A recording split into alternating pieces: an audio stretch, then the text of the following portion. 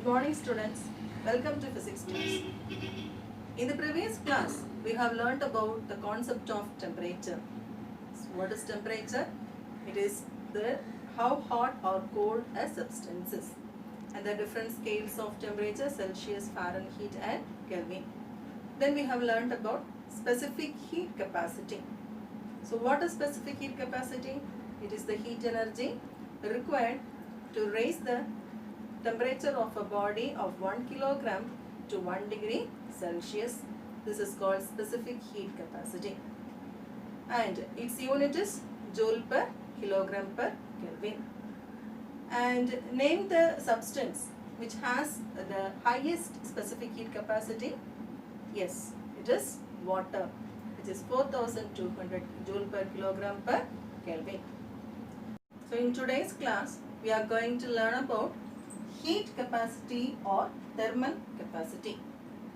Heat capacity is defined as the quantity of heat energy required to raise the temperature of any substance by 1 degree Celsius.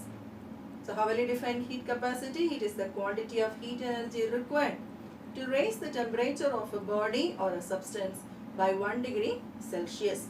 So heat capacity is denoted by the symbol C. C represents the heat capacity, which is equal to the quantity of heat energy required to raise the body to a degree of 1 degree Celsius. So quantity of heat energy for raising the temperature of a body by 1 degree Celsius. So Q represents the quantity of heat energy required, and T represents the temperature, and C represents the heat capacity. So what will be its unit? What is the unit of heat energy or Q? So it is joule, isn't it? So J. And for temperature it is Kelvin. So the unit for heat capacity is joule per Kelvin. So how will you define heat capacity? It is the quantity of heat energy required to raise the temperature of a substance by 1 degree Celsius, and its unit is joule per Kelvin.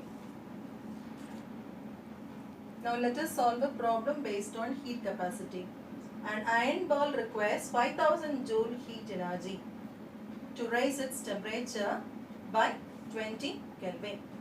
So calculate the heat capacity of the iron ball. So what is given? Given an iron ball requires 5000 joule heat energy. So what is this? It is Q. Heat energy is Q, isn't it? So Q is equal to 5000 joule.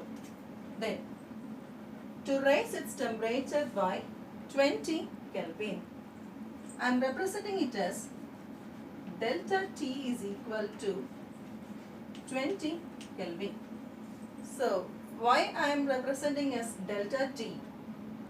But in the formula we have Q by T. But why I am representing it as delta T? Because there is a change in temperature, that is from 0 Kelvin to, we are raising the temperature to 20 Kelvin. So that is why I am representing it as delta T. So now what is asked to calculate? Calculate the heat capacity of the iron ball. So heat capacity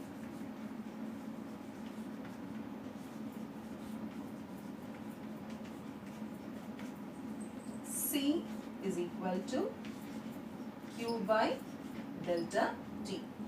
So this is equal to 5000 by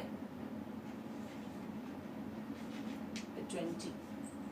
So heat capacity C is equal to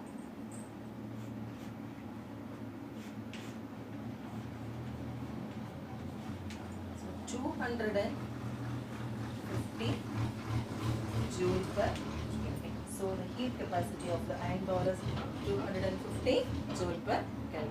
Now let us assume that we are heating ice. What happens? At a particular temperature, the ice starts melting, isn't it? So now if we go on heating, what happens? At a particular temperature, it starts boiling, isn't it? The liquid start now, the solid ice is converted into liquid, and when we go on boiling, it again starts boiling, and now this liquid is converted into steam, isn't it? Steam is otherwise in the state of gas, isn't it? So there is a change of physical state. That is solid to liquid, liquid to gas. Again, if you reduce the temperature, the gaseous vapor, it condenses to form a liquid, and then further if you reduce the temperature again, it again freezes, isn't it? So it forms a solid. So there is a change in temperature. So matter has a change in state. So what is change of state?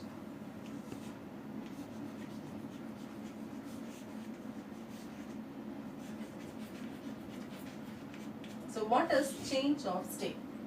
Change of state, it is the process of a substance changing from one physical state to another.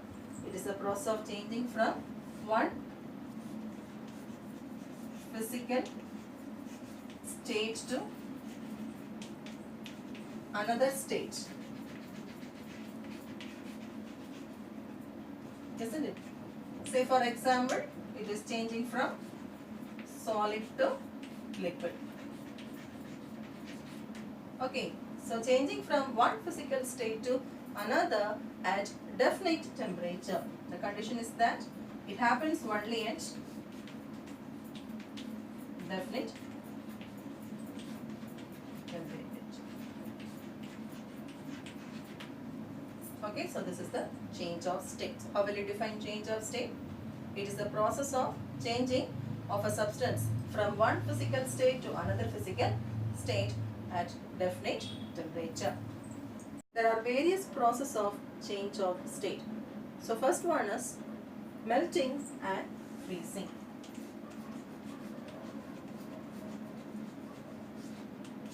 Melting and freezing.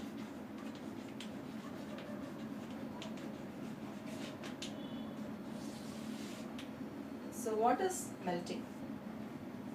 The process in which a solid substance changes into liquid. So what is melting? A solid changing into liquid by observing the heat.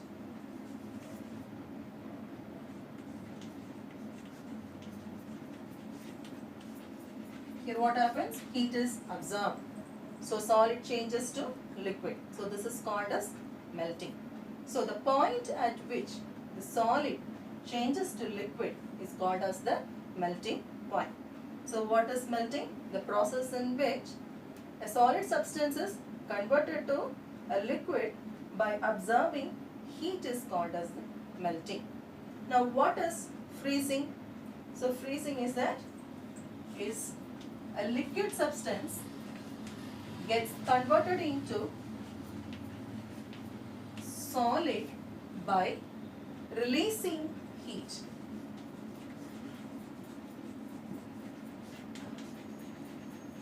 So this is called as freezing. So what is freezing? A liquid is converted into solid by releasing heat is called as freezing, and the point at which the liquid starts converting into solid is called as the freezing point. And the melting point and the freezing point generally happens at 0 degree Celsius. So this is one process of change of state, that is melting and freezing. So a solid changing into liquid by the absorption of heat is called melting, and liquid again is converted into solid by releasing of heat is called as freezing. And the second process is boiling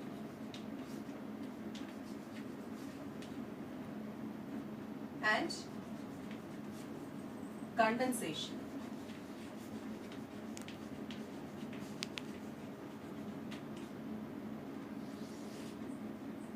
So boiling and condensation. So what is boiling?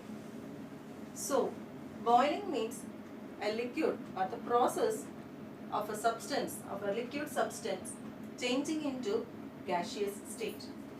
So a liquid is changing into gas, a gaseous state, by absorbing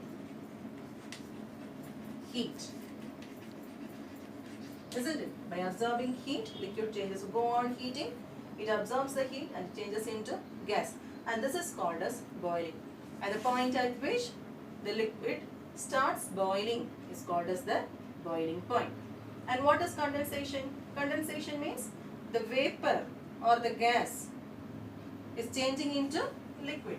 So the process by which the gas is changing into liquid by what happens here? Absorbing of heat or releasing of heat?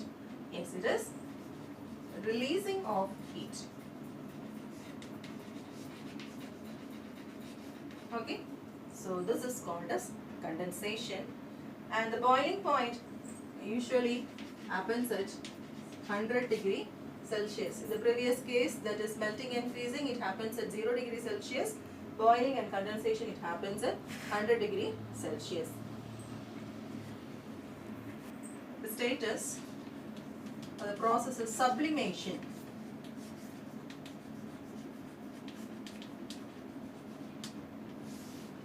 So what is sublimation? It is the process in which a solid substance is directly converted to gas.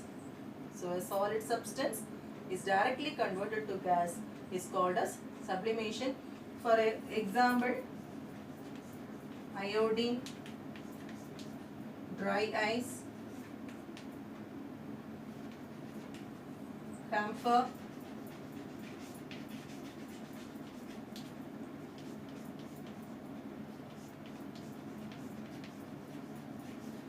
naphthalene balls, etc. So these are some of the substances, a solid substance which directly gets converted into gas, and this is called as sublimation. Next, let us learn about latent heat.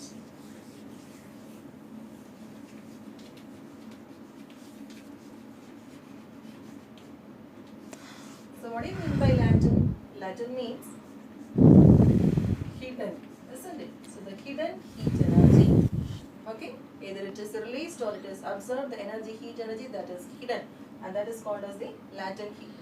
So now you observe that put some crushed ice cubes in a beaker. You start heating the beaker. Now you may note the temperature. The temperature will be at 0 degree Celsius, and at regular intervals you measure the temperature.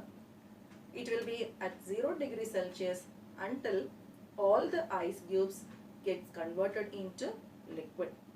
So does the temperature change at this particular point? No, some amount of heat energy is absorbed and the ice cubes melt and it is now changed into liquid. Now you go on heating the liquid. What happens? The temperature starts increasing at regular intervals, and at 100 degrees Celsius it starts boiling. So some amount of heat energy is absorbed, and after boiling it goes on boiling, and at a particular state it is converted into gas, and when we decrease the temperature it is condensing by releasing the heat, isn't it? So some amount of heat energy is absorbed during the change of state, and some amount of heat energy is released during a change in state. So this heat energy or the heat is called as the latent heat. So what is latent heat? So latent heat is the quantity of heat energy absorbed or released by any substance during its change of state at a particular temperature. The temperature remains the same without any change in temperature. So how will you define the latent heat? So latent heat is the heat energy or quantity of heat energy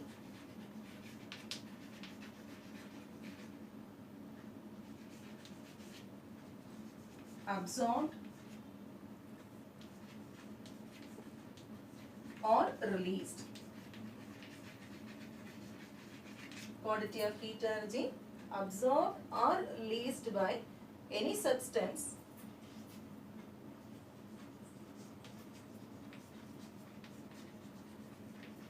during its change of state.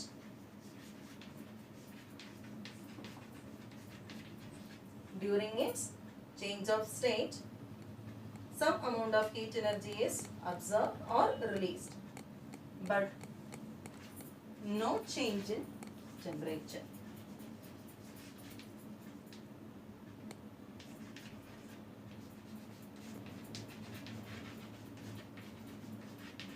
So you must be clear while writing the definition. So it is the quantity of heat energy absorbed or released by any substance during its change of state with no change in temperature. So this is called as the latent heat. So either the latent heat may be either absorbed or released, isn't it? So already we have learned about melting and freezing, isn't it? So in melting and freezing, some amount of heat energy is released while absorbed while melting, and some amount of heat energy is released while it is freezing, isn't it? So that heat energy is called as latent heat of fusion. So what is latent heat of fusion? The quantity of heat energy that is absorbed or released during melting and freezing. So that is called as latent heat of fusion. Then we have seen about boiling and condensation, isn't it? So while boiling, some amount of heat energy is absorbed, and during condensation, some amount of heat energy is released. So that heat energy is called as latent heat of vaporization.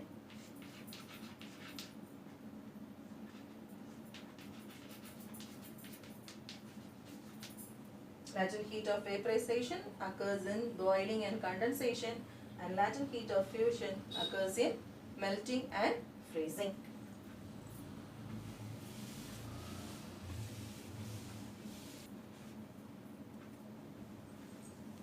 Let's learn specific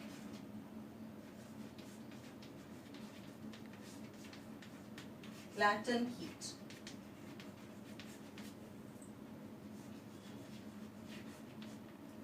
Specific latent heat. So what is specific latent heat energy? So it is the quantity of heat energy absorbed or released by a mass of 1 kilogram of substance, or by a substance of 1 unit without any change in temperature. So how will you define specific latent heat? So specific latent heat is the quantity of heat energy absorbed or released.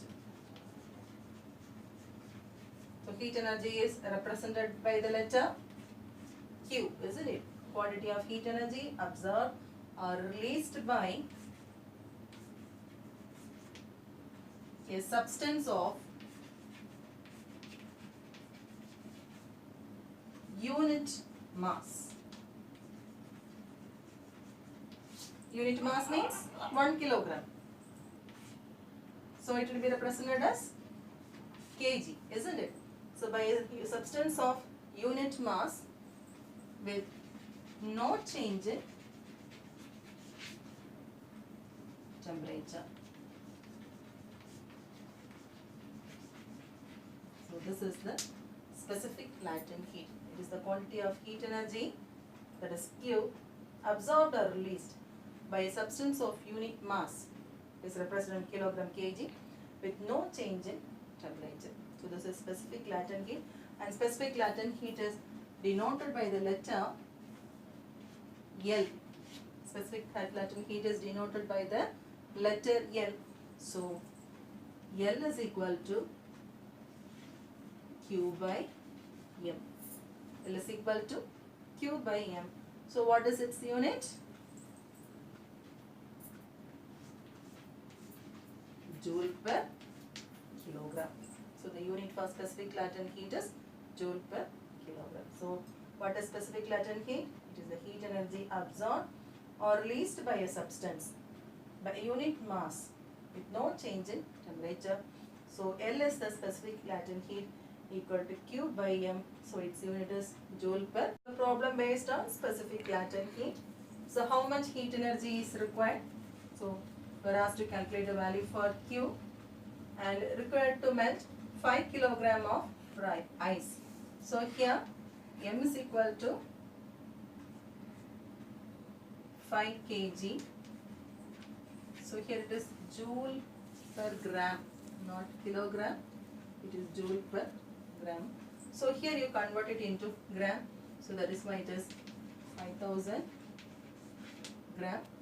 And you are given the value for L is equal to 336 joule per gram. Okay. So here we are asked to calculate the quantity Q. So Q, we know the formula. L is equal to Q by M. So this is, okay. So Q is equal to L into M. So L is 336 into M is 5000. So it is 16 lakhs and 800,000.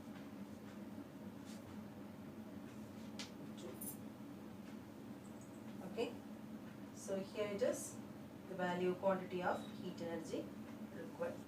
Okay. Problem: how much boiling